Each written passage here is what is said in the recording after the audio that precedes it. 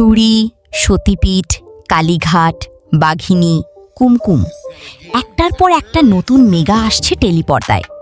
এই সমস্ত আপকামিং ধারাবাহিকের মাধ্যমে কামব্যাক করছেন আমাদের প্রিয় তারকারা। এবার অন্য এক বড় খবর সামনে এলো।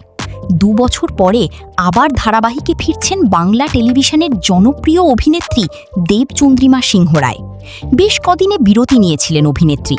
এই সময় নিজের ব্যবসার কাজে মন দিয়েছেন, তার সাথে অনেক জায়গাও ঘুরেছেন।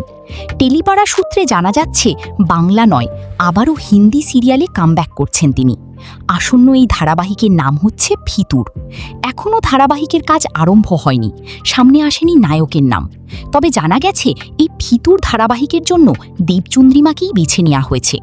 জুলাই মাসে শুটিং আরম্ভ হচ্ছে। এর আগে সোহাগান চুড়েল নামে একটি হিন্দি ধারাবাহিকে প্রথমবার কাজ করেছিলেন দেবচন্দ্রিমা। সেখানে প্রধান চরিত্রেই তাকে দেখা যায়।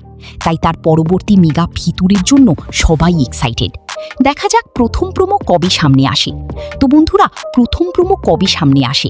বন্ধুরা, এখন তোমার কি মন্তব্য কমেন্টে জানাতে পারো। আর এইরকমই আরো অনেক ভিডিও পেতে পাও সাবস্ক্রাইব